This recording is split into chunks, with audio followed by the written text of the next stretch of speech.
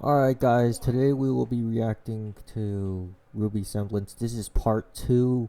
This is following up from part 1. Make sure to check out my other anime related content reactions and I hope you enjoy. Now let's do this.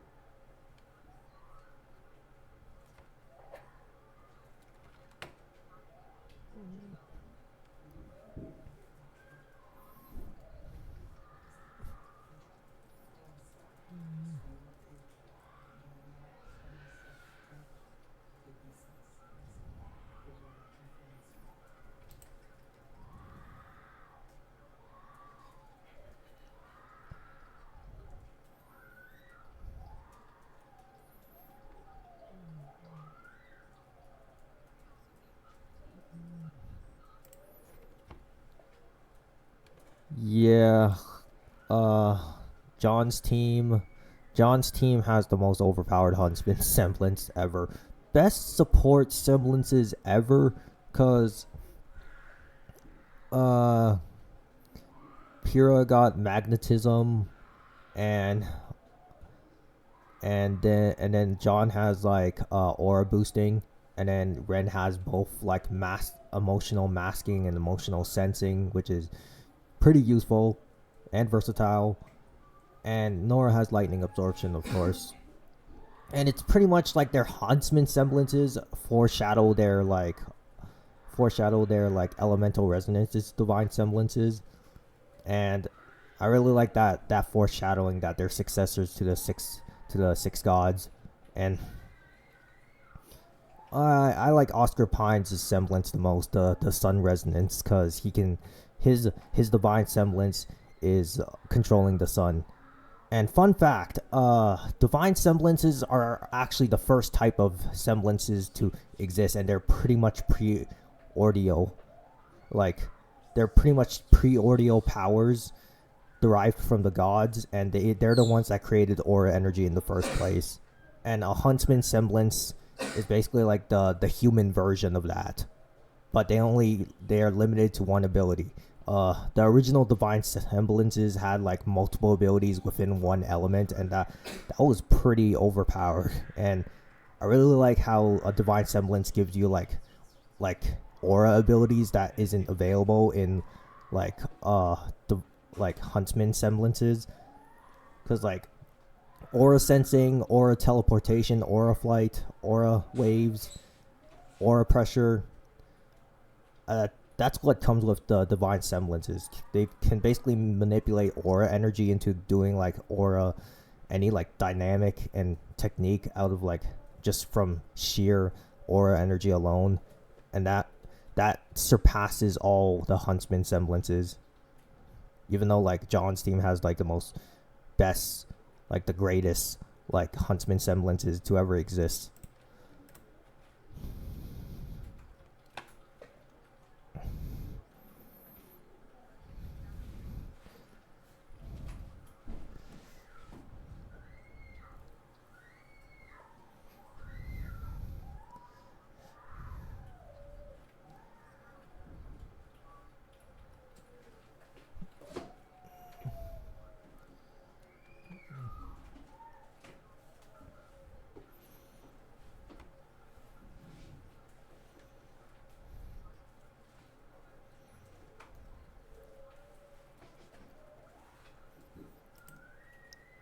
It's literally called like water attraction. So he puts electrons on the water. It's not really like Poseidon level water control, because it's not like that's a divine semblance called water resonance. And like, and Oscar Pine is pretty much like the strongest pine of his family, and he's like the pines is pretty much the most powerful like family in the remnant universe, because they have like they can awaken an elemental eye through all three stages, and it can basically see aura pathways, aura energy pathways, analyze movements to like predict them, and it can cast like genjutsu, and it grants immunity to all illusions. So yeah, the Pines are pretty much the strongest like prodigious like martial artists like clan or like heritage to ever exist, and Helios and Oscar are like the strongest two of them all.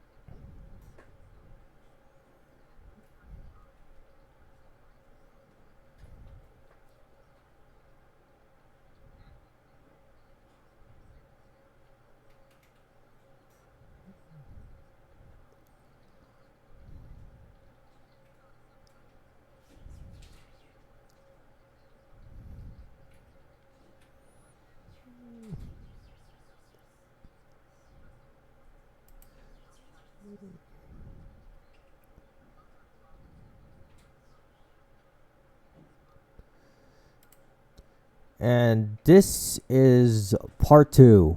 Eh. Alright. That was part 2 of the reaction. And like I said before, Huntsman semblances, they are basically watered down, much weaker versions of the original powers, the divine semblances. And divine semblances actually existed 900 years before the main series and the volume 1 started. So the original elemental powers are divine semblances. They're called elemental resonances. And elemental resonances, elemental resonance requires martial arts to conduct, and the martial arts conduct kinetic energy that fuels and ignites the element, and then the divine semblance is basically the power from the ignited kinetic energy into an element. And only the gods or anybody related to the gods, like successors or descendants, can inherit or wield divine semblances. Humans only have huntsman semblances. And John's team has like the strongest like support huntsman semblances, because their abilities are pretty much overpowered, but their divine semblances that they inherited is even more overpowered because they control like the elements of nature.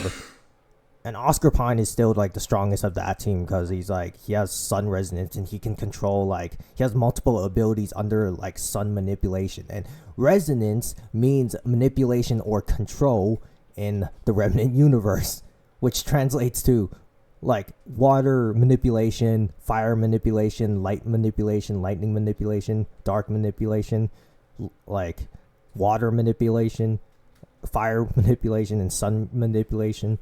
It's basically an elemental power that existed way before huntsman semblances did. And I'll get all into that for the review section.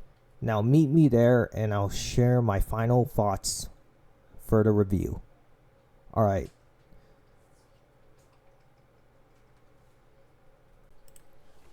Alright guys, welcome to my review section. And so this is going to be a much deeper exploration of how divine semblances work. So a divine semblance is an original godlike, god divine aura energy enhanced kinetic energy field, like elemental power, which is conducted by martial arts. And what it does is it controls multiple abilities within one element. So if it's like sun resonance, it controls all abilities that sun manipulation and sun control can have. And Oscar Pine is the second user after Helios to have this power. And basically he doesn't have huntsman semblances before that, because he's born without one. He was born with the potential for the sun resonance as Helios' grandson. And his father was a karate master. His mother was a Tai Chi master. So he has like both karate and Tai Chi as his like close combat martial art. So he's pretty much really powerful even before he got sun resonance. Like in his childhood, he was an assassin who killed like 29 human evil lives. And then like Aaron Pine, his aunt, like took away all his weapons, his identity. And like she even took away his pride and his sunlight eye. And the Pines can all the Pines except for like Aaron, the weakest and worst Pine of them all, the Pines can awaken an elemental eye, but they don't all have like a divine semblance. Like it's only Oscar, Helios, and Jessica known to have a divine semblance, but Steven and Emma, they only have their martial arts and their like sun style and ninjutsu. That's pretty much it though. But Oscar Pine is the strongest of the family after Helios. He surpasses Helios. And like Helios Pine was the strongest of his era 900 years ago on his peak prime. And Oscar is his grandson, but he's also the direct descendant of Helios himself. So he inherits the sun resonance, and he can control all aspects of the sun. So his powers are pretty much really strong, and he enhances it with the kinetic energy generated from his karate, which is his main style. Even though he has like 5 other styles that he can use, which is what he learned.